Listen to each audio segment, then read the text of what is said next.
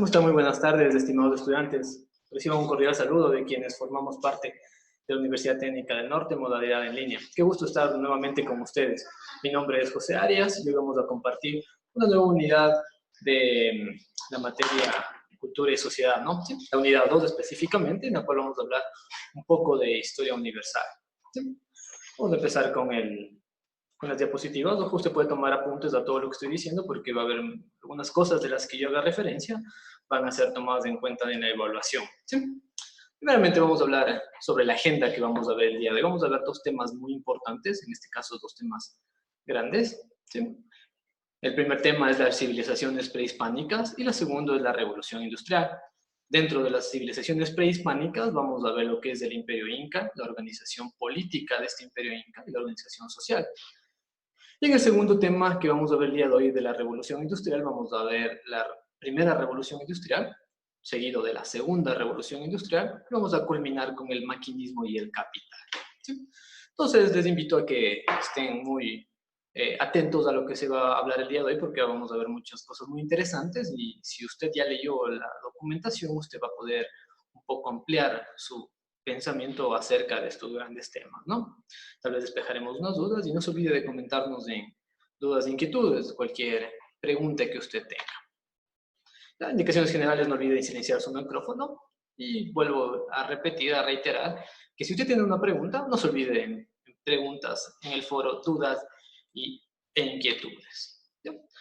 El objetivo de esta unidad va a ser caracterizar la cultura, buscar características de la cultura inca, considerando su organización política y social. Es algo muy interesante y hacer un análisis de cómo estas organizaciones políticas y sociales están vigentes hoy en día. ¿Sí? Además vamos a resaltar los fenómenos históricos que han marcado un antes y un después en la historia de la humanidad, ¿sí? Con el tema de la revolución industrial. ¿Ya? Entonces vamos a empezar civilizaciones prehispánicas, el Imperio Inca. ¿Ya? Vamos a hablar sobre este tema muy interesante que es el Imperio Inca, de los cuales nosotros pertenecemos. ¿Sí? Es una civilización que se instituyó en la América precolombina, Sudamérica específicamente, hacia la parte occidental de este subcontinente. ¿Sí? Nosotros, en este caso, el Imperio Inca nace desde el sur de Colombia, desde la civilización de los Pastos, y termina a medianías del país de Chile, en el Valle del Maule. ¿Sí? En este caso, se encuentra en todos estos aspectos de nuestra situación geográfica del Imperio Inca, ¿no? Sus inicios se establecen del año 1200 después de Cristo como organización, ¿no? Porque los incas existieron mucho antes, hasta antes de Cristo. Entonces, en este caso, nosotros vamos a hablar ya como organización, ¿no? Como un imperio, porque en este caso es un imperio donde abarca todo lo que es el tema del Tahuantinsuyo. A los 2 siglos logra su época de mayor esplendor y su decadencia data de los mediados del siglo XVI, ¿sí? Más o menos duró 450 años este tema del imperio, ¿sí? Con la colonización de los españoles, con eso ya tuve auges de extinción, ¿sí?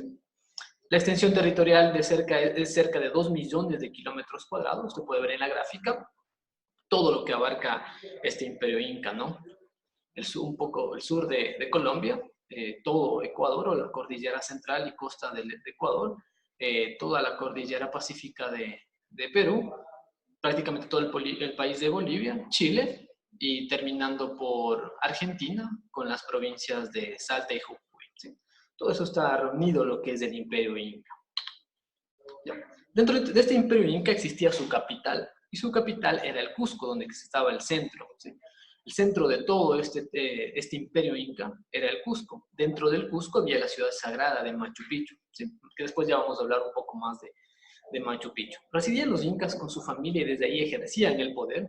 Poseían ya barrios, porque era una sociedad organizada, almacenes de granos, de depósitos, y un complejo sistema de riego. Eso era muy importante porque su mayor producción, en este caso sus mayores recursos, era la tierra, ya que ese recurso les daba la alimentación. Entonces, para ellos el sistema de riego es muy complejo y más que todo era, en términos políticos o estatutos, en su gobierno era algo sagrado. ¿Sí? Tenía importantes templos también y poseía construcciones militares conocidas como pucarás, en este caso como cuarteles eran los pucarás. Es muy interesante saber esto porque ellos tenían un sistema político donde también estaba establecido por un sistema de ejército, ¿no? Que estaba al cuidado de este imperio inca, ¿no? Vamos a hablar de Machu Picchu. Esta es la ciudad sagrada dentro de la capital de Cusco. Es como otra ciudad sagrada era Caranqui, justamente ubicada en la ciudad de Ibarra, ¿sí? Donde se estableció Atahualpa, pero vamos específicamente a hablarnos de la capital del imperio inca, ¿sí? Construida en el Cusco, Perú, como un lugar sagrado para la civilización inca, alberga en su interior varios templos que fueron utilizados como lugares de culto y adoración de sus principales deidades, ¿sí? Existía el Templo del Sol, el Templo de la Luna y el Templo del Cóndor, ¿sí? En este caso vamos a explicar un poquito a qué se hace referencia a cada templo, ¿no? El Templo del Sol sagrado construido por los incas para medir homenaje y dar ofrendas al sol, ¿sí? En este caso para ellos era muy interesante el tema del sol, porque ellos se basaban mediante sus cultivos, que era su mayor producción, y en este caso el eje fundamental de su desarrollo económico, se basaban en los solsticios, en el solsticio de verano y el solsticio de invierno. Para ellos era muy importante el tema de los cultivos, entonces ellos se basaban bajo las recomendaciones de sus sacerdotes en cuándo tenían que sembrar, cuándo tenían que cultivar, cuándo tenían que cosechar, cuándo tenían que hacer diferentes procesos de agricultura, ¿sí? Entonces, este templo del sol a usted le daba muchas referencias de cómo, en qué fecha estaba ubicado el sol y cuándo tenían que cultivar, cuándo tenían que cosechar, cuándo tenían que plantar, ¿sí? En la ciudad de Ibarra, Ecuador, nosotros podemos encontrar un templo del sol en el barrio de Caranqui, que es un barrio netamente inca, ¿sí? Entonces ahí podemos encontrar un templo del sol pequeño, a una magnitud más pequeña, ¿no? Eso hacía referencia a cómo cuándo tenía que hacer el tema de la agricultura, ¿sí? El templo de la luna, construido debajo de una enorme roca, una cueva natural, en él pudo haberse hecho sacrificios, ¿sí? Eso era lo que se hacía en el templo de la luna, y el templo del cóndor, dedicado a una de las mayores aves del mundo, que es el cóndor, ese se basaba en su libertad. Sigamos con el templo de las tres ventanas. Las tres ventanas poseen indicaban la localización exacta de la salida del sol. Eso le daba como referencias de tiempo. Ellos se basaban muchísimo en el tema de tiempo, gracias a su cosmovisión andina, el tiempo. El templo principal en el que albergaban las celebridades más importantes y los rituales sagrados de mayor significado espiritual de la ciudad, ¿sí? En este caso, ya hemos hablado que la capital del Tahuantinsuyo era el Cusco, ¿sí? Dentro del Cusco se encontraba la ciudad sagrada, donde vivían solo o se albergaban para celebraciones y rituales importantes, ¿no? Y las personas más importantes vivían en Machu Picchu, ¿sí? Aquí podemos ver un mapa del Tahuantinsuyo. Este es el Imperio Inca, se dividía en 4 regiones. Que conformaban el Tahuantinsuyo, que en quichua significa Tahua, que es 4, y Suyo, región. Era el estado de las 4 regiones, ¿no? Al norte la región de Tigrillo, que se denominaba Chincha y Suyo, ¿sí? Al sur, la región que se denominaba como Llama, que era Collasuyo. Al este, la región del Jaguar, que era el Antisuyo. Y al oeste, la región del Cóndor, que era Continsuyo, ¿sí? Esto es muy importante delimitar estas regiones, y vamos a ver acá cómo se manejaban los estamentos políticos, ¿no? ¿Sí?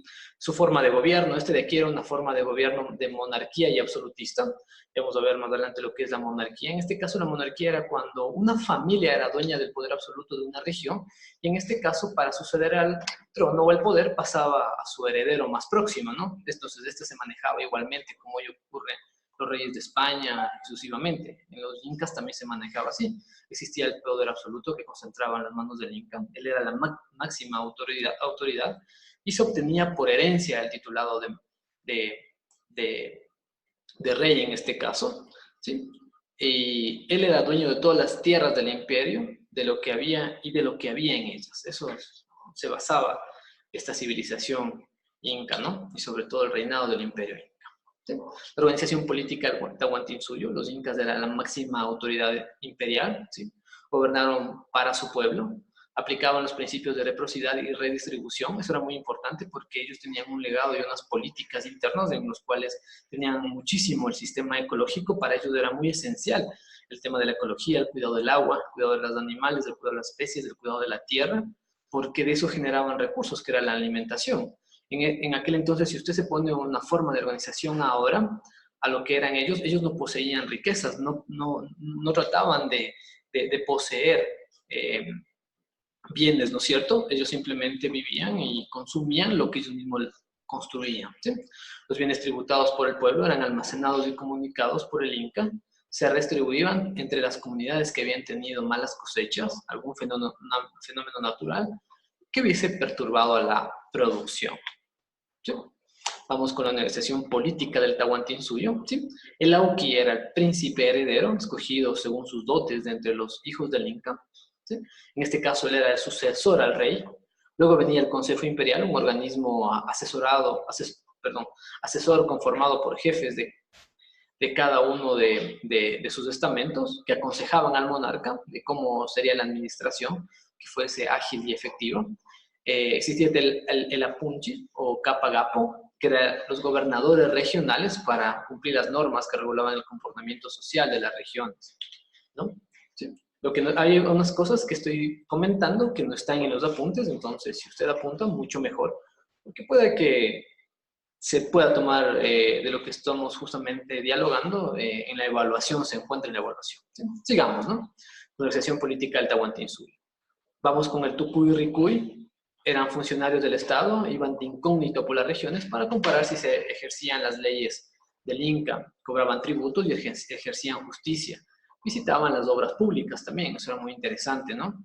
El Curacá, que eran los jefes locales, estaban en contacto directo con la comunidad y debían velar por el orden y el trabajo de la producción, ¿sí?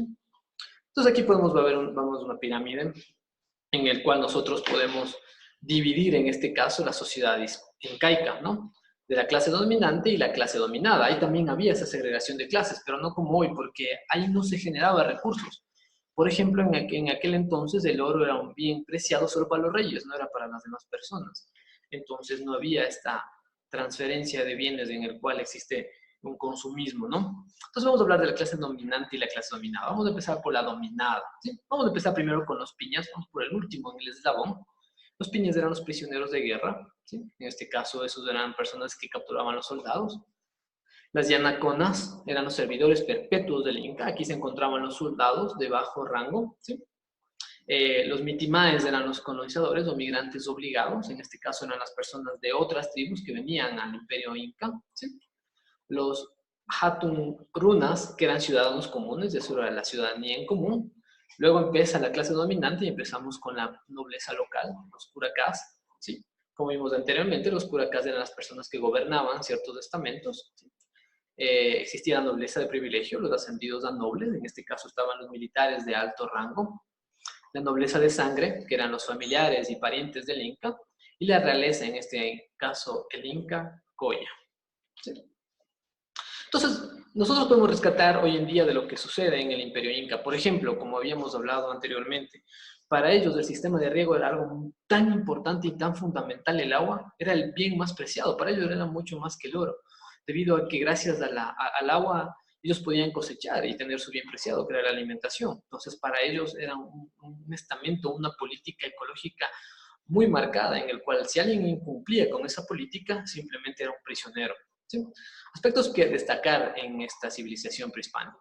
El Estado Inca garantizó el trabajo de la alimentación de su pueblo, daban uso racional al agua y fueron muy conscientes de la conservación y respeto al medio ambiente, lo que hemos hablado anteriormente, ¿sí? Algo también que debe destacar, esta conformación incaica más o menos duró unos 400 años como imperio, ¿no? ¿Sí? Como una organización bien establecida, hasta que vino la conquista española y ustedes ya saben lo de la historia, ¿no? ¿Sí? Bueno, con eso hemos acabado el primer tema de este capítulo, que era la civilización prehispánica y el imperio inca, ¿no? Vamos con la segunda, que es la revolución industrial. Esto es muy interesante, ¿no? Porque a partir de estos cambios que sufre la humanidad, a partir de esto comienzan las guerras, ¿no? La Primera Guerra Mundial y la Segunda Guerra Mundial, ¿ya? La primera revolución industrial. En este caso existió un cambio de modelo económico y social. Esto más o menos da en el siglo 1760 aproximadamente, la primera revolución industrial, y sus efectos fueron los siguientes. Hubo un cambio en la industria y la organización, permitió el crecimiento económico y sostenido de los países a nivel mundial. Esto existió en Europa Occidental y Norteamérica. Nosotros, acá Ecuador, Argentina, Colombia, Perú, todavía no sufríamos de esos cambios, ni siquiera estábamos haciendo producción con mano de obra, ¿sí? Se desarrolló velozmente el modo capitalista de producción y hubo una temprana abolición del feudalismo, ¿sí? Donde triunfó la burguesía sobre la monarquía. Comienza a desaparecer la monarquía, ¿sí? Ya hablamos de lo que era la monarquía, en el cual una familia es dueña de todo el Estado y de ahí el sucesor va a ser el hijo del hijo del hijo del hijo. Entonces se pierde ya prácticamente, ya comienza a haber el término democrático donde todas las personas eligen a una persona para gobernar, en este caso su nación o su país, ¿sí? Dentro de la revolución industrial se caracterizó por lo siguiente. En este caso comienza la mecanización de la industria, el uso de la primera, en este caso, energía, que era la energía eólica o el vapor. Ese es el primer, esa transformación que dio al mundo prácticamente, ¿no? La mecanización de la industria y la agricultura, la aplicación de la fuerza motriz en la industria y el desarrollo del sistema fabril. En este caso ya había fábricas, como ya había mayor producción, ya había mayor demanda, entonces ya teníamos maquinarias para poder producir. Eso nos ayudaba a nosotros a producir más unidades en menos tiempo y llevar a los costos. Entonces, para las personas, en este caso capitalistas, eso era muy ventajoso y muy esencial al momento de producir, ¿ya? La revolución industrial se caracterizó por dos cosas: la aceleración en los transportes y las comunicaciones y el aumento notable del dominio capitalista en toda la actividad económica. Sí, aquí comienza ya a ver el término de capitalismo, ¿sí? En el Imperio Inca se analizaba un sistema socialista donde que había digamos, una persona que representaba a su nación y esta persona redistribuía todos los recursos a las demás personas, ¿no? En este caso ya comienza a haber un cambio totalmente distinto, ¿no? Se dice que dos transformaciones gigantes, enormes que ha tenido la humanidad para llegar a lo que estamos hoy. Sabemos que en 4 años, 5 años ya quieren llegar a colonizar Marte. Entonces, en este caso, dos transformaciones radicales que ha tenido en la historia de la humanidad. La primera, el nacimiento de la locomotora, o en este caso del tren, ¿sí? Donde mejora la viabilidad, mejora la comunicación, existe transferencia de bienes. Y el segundo punto es el Internet. Esas dos cosas han transformado la dinámica de la humanidad, ¿sí? Entonces vemos aquí en la revolución industrial que nace a partir de la transformación, en este caso la creación de la locomotora o el tren, donde que se compartía ya información, donde se compartía ya bienes y servicios. Entonces comienza a tener una evolución en la humanidad, ¿sí? Vamos, ¿cuáles son las consecuencias sociales, obviamente, de esta transformación económica y social? En las zonas rurales empiezan a quedarse solas, obviamente, porque todas las personas del sector rural comienzan a migrar. Las ciudades crecen en volumen y cantidad. Ya estas ciudades demandan más servicios, demandan más infraestructura, demandan más organización, demandan más ya términos urbanísticos, ¿no? Y existe un movimiento migratorio, ¿ya? Otra de las consecuencias sociales son las nuevas estructuras de trabajo propiciadas por el movimiento fabril, ¿sí? Como ya hay fábrica y hay mayor producción, prácticamente ya vemos lo que es de empresa. Entonces en este caso ya tenemos una estructura que cambiar, ¿no? Existe el desplazamiento del hombre por la máquina, ya agilizaban los procesos y abarataban los costos. Surge el movimiento obrero en torno a la mano de obra, ¿sí? Porque ya necesitaban más gente, entonces ellos también querían asegurarse, tener un movimiento en el cual les ampare, les ayude en los términos de trabajo laborales, ¿no? Nace también el proletariado industrial que se enfrenta al capitalismo empresarial y comienza a partir de este entonces, de esta revolución, de la primera revolución industrial, la lucha sociales, ¿no? La lucha de clases, ¿no? Esta lucha de clases queda propicio a la Primera Guerra Mundial y después a la Segunda Guerra Mundial, ¿sí? Y hoy en día vivimos una lucha de clases, ¿sí? Podemos palpitar con la paralización del mes de octubre, ¿no es cierto? ¿Sí? Entonces esta dinámica cambia un poco, ¿no? Consecuencias económicas.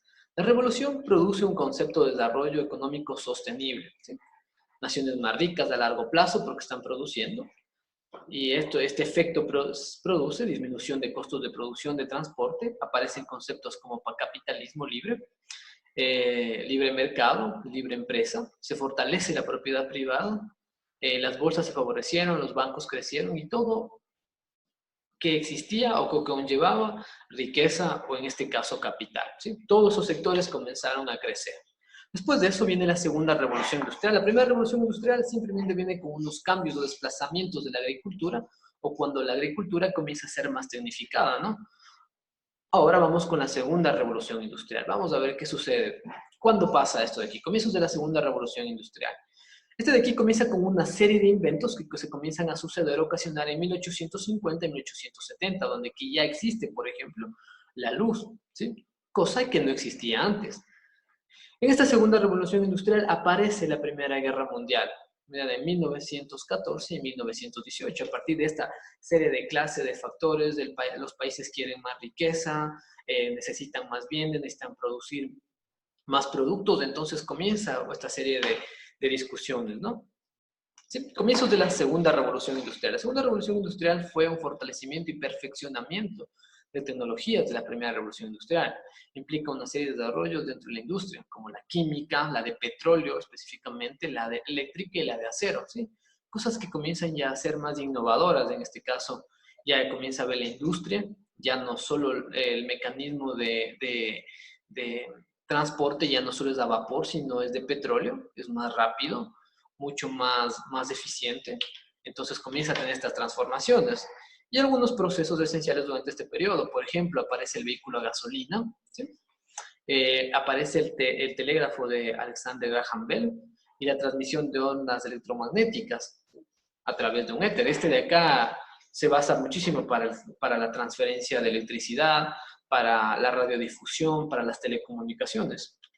Entonces comienza a haber una pequeña transición en esta época, ¿no? Algunos procesos esenciales durante este periodo también fue la bombilla incandescente de Thomas Alva Edison, lo que hoy ya se le conoce como los focos, el neumático de Dunlop, ¿sí?